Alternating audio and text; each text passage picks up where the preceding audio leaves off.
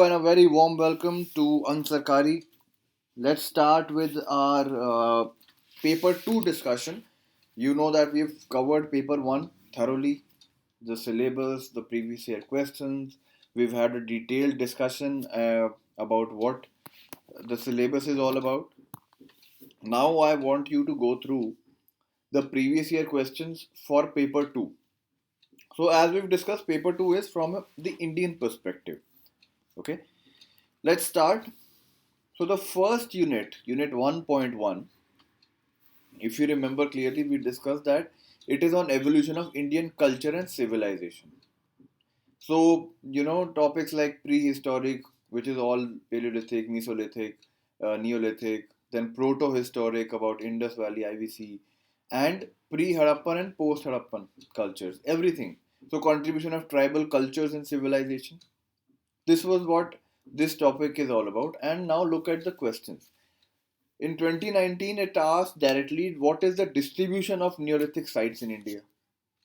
So, you'll be required to draw a map, uh, mark all the major Neolithic sites, give its importance as well. Along with distribution, you have to mention a line or two about what is the importance of that particular Neolithic site. If there's something that has been relevant or significant finding that has been that can be contributed. So that is what. But the question, what I am trying to make you realize is that it's a very again a direct question. Neolithic, again Neolithic, direct question. Describe the Paleolithic culture with special reference to the Sawanian tradition and indicate the problems of describing the Indian Paleolithic. So you have to describe what was the Paleolithic culture with a reference to the Sawanian tradition and indicate the problems about Indian Paleolithic age. This is also 2019 question. Again in 2019, what has been the contribution of tribal people in Indian independence movement?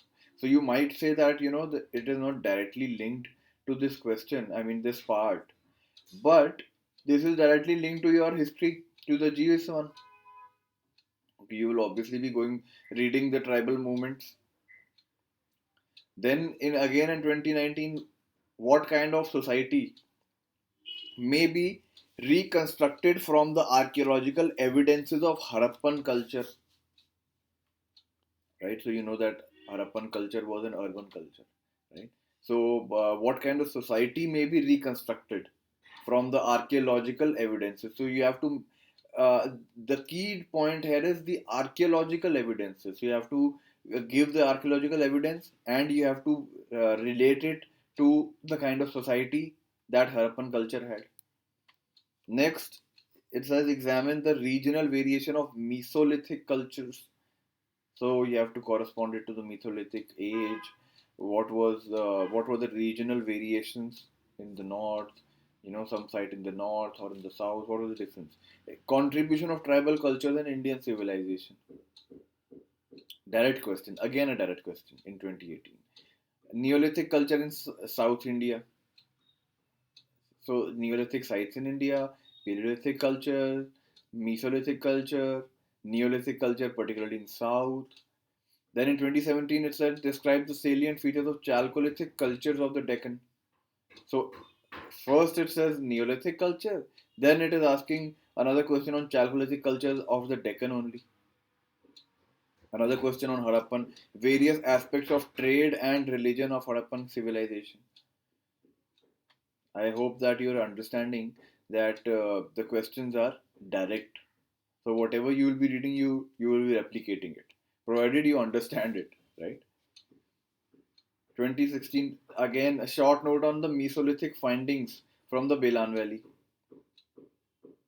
Okay, let's go to the next unit. That is unit 1.2, the paleoanthropological evidences from India with reference to Shivalik and Narmada basin. So we have discussed these terms in our paper 1 discussion. Ramapithecus, Shivapithecus, Narmada man.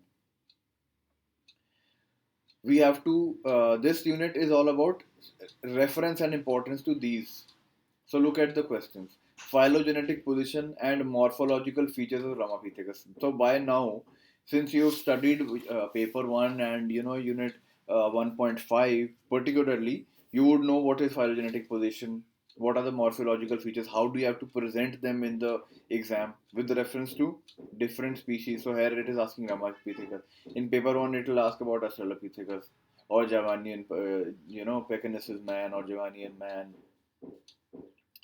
Features of Shivapithecus, again a direct question. Features again of Ramapithecus. In 2019 it asked, 2017 again it asked.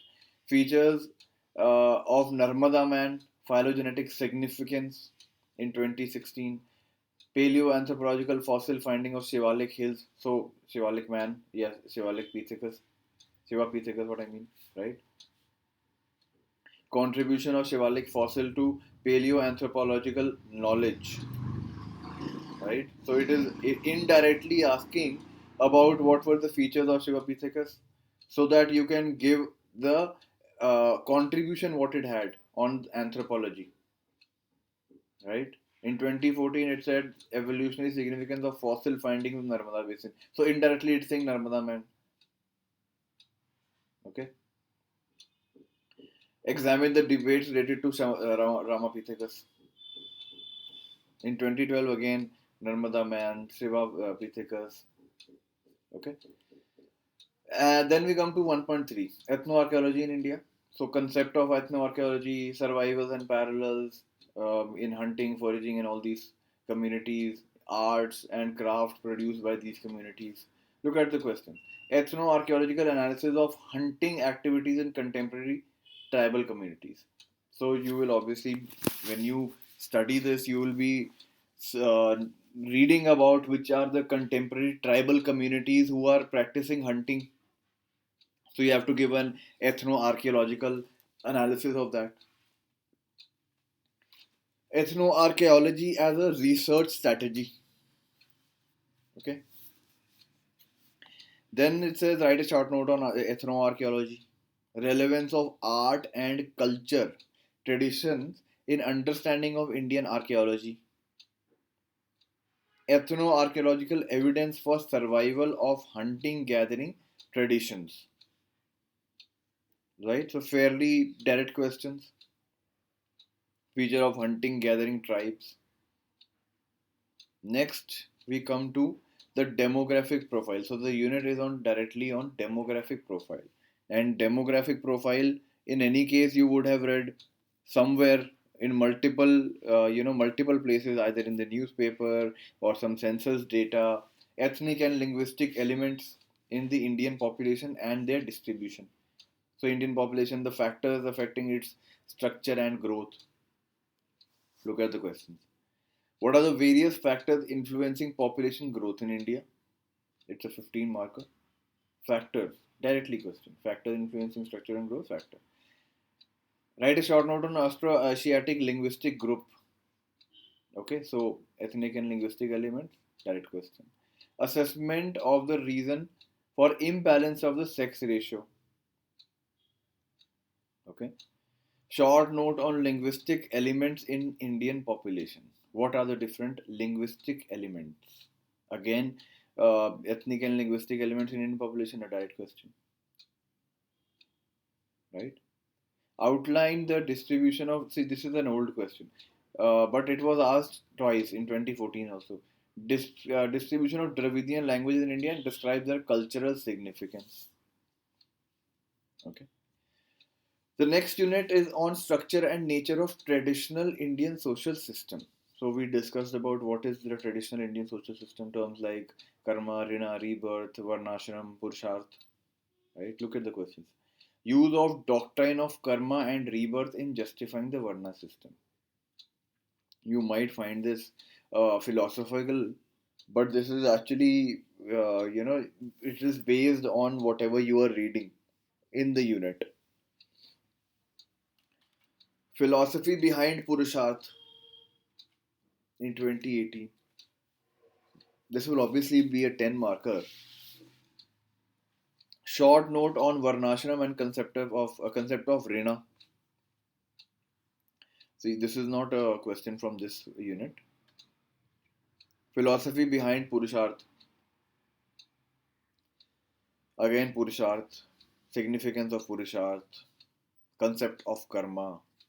These terms, whatever you read, they are directly asking this, right? So, paper two, as I said earlier, also there is much to read because obviously there is an Indian perspective. So you have more sources than paper one. Okay, so we'll come up with the next units and their questions also.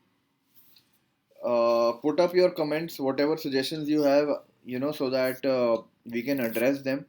And if you have some query about a particular topic, you can write that down. We can bring some content or video about it as well.